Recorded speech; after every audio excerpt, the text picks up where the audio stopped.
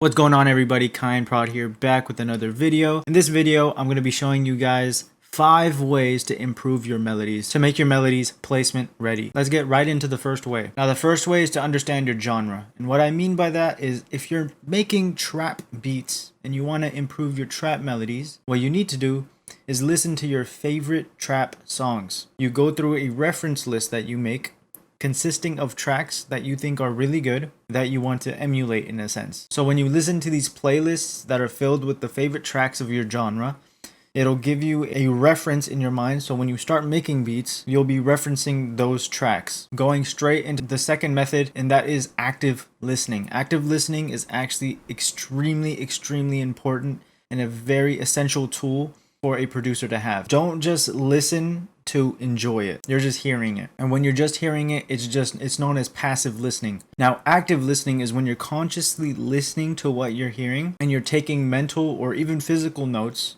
of the elements that you're hearing. Now, when you're actively listening to these songs that have already been placed, artists are already on them and they're really popular, you come to understand what the engineer, the producer who made that beat was thinking, and then you can use what he was thinking to make your own beats. Now, I use this method a lot. I was able to learn how to make placement ready melodies and beats just by listening to beats that have already been placed and then just emulating the same general structure and elements that they use. These first 2 methods are known as research methods. It's all about researching and learning what other people are doing that's working and that's getting placements. And then after learning that, implementing it into your own beats so that you can start seeing success as well. Now, the last 3 methods are going to be completely about the actual writing process of a melody. So let's get into FL, and I will use a beat that I have already made as a way to demonstrate these last 3. So now that we are in FL, this is a beat that I made. I will play it up to here just so you guys can get a feel of it. This is what it sounds like.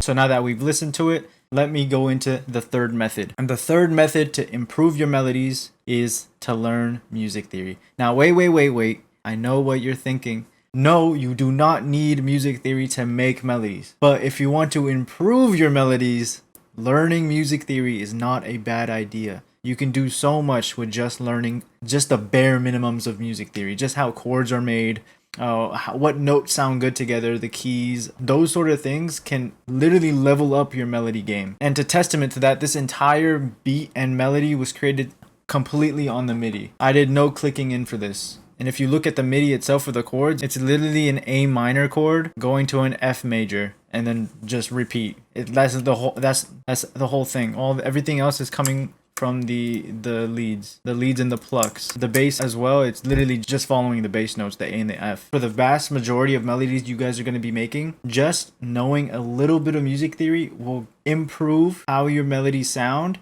as well as improve the time it takes. So for some people, it might take a day to make a melody. Just by learning some music theory, you can probably cut that down from 30 minutes to an hour. Going to the 4th method, and this one might be the most important of all of them, and that is your sound selection. I cannot stress how important your sound selection is. I cannot tell you how many times I've heard beats with incredible foundations, but their sound selection just sucks. And overall, the beat just sucked because of it. Just to emphasize how important sound selection is, I'm going to change this lead right here.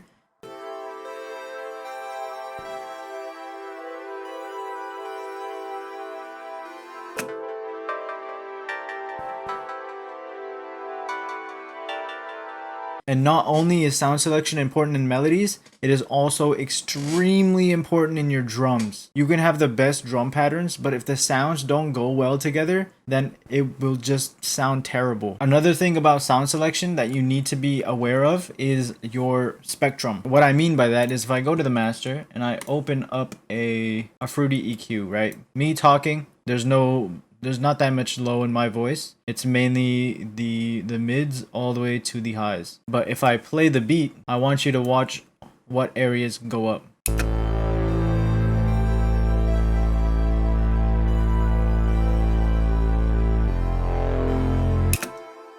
Notice how everything in the spectrum goes up. Every single frequency in the spectrum is utilized within this melody. But if I take the bass out and I play it,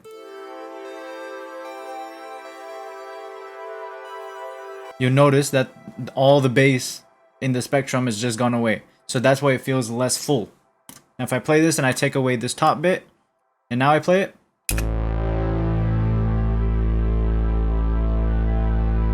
you will notice that the really highs is nowhere to be seen. And that's this part right here. This element is doing the high end, the bass is doing the low end, and this right here is doing the mid.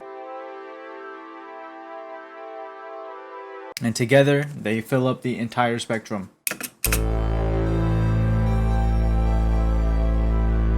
The reason I bring up sound selection like this is because also if I bring this down an octave, then this that used to be up in the treble will now be part of the mids, and then it just won't sound as good. So you can hear it now.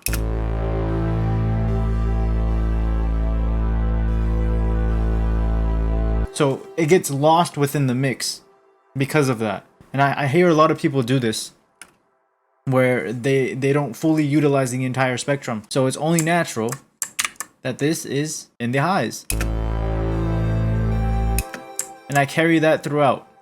So I have this sub bass, but when it comes over here and my 808s come in, the bass goes away. And if you'll notice that the bass and the 808 never play at the same time. So it's bass and then 808s, and then the bass comes in and the 808s and then the bass. Never at the same time because they're in the same frequency range, and then they would clash with each other.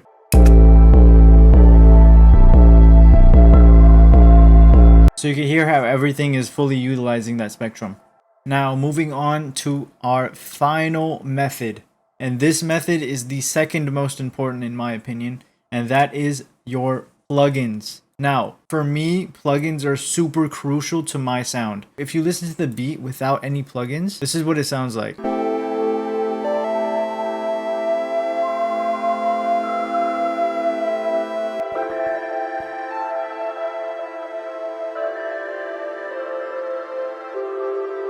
But yeah, utilize your effects to the max. Literally open up all the FL stock plugins, the delays, the reverbs, the flangers, everything, and just go through them and see what each of them does. You'll be blown away by how much you can do with them. Not to mention there's hundreds and hundreds of free effects you can use. To get that vintage texture, you can use the Isotope vinyl. That's free plugin. Extremely good, well-rounded plugin.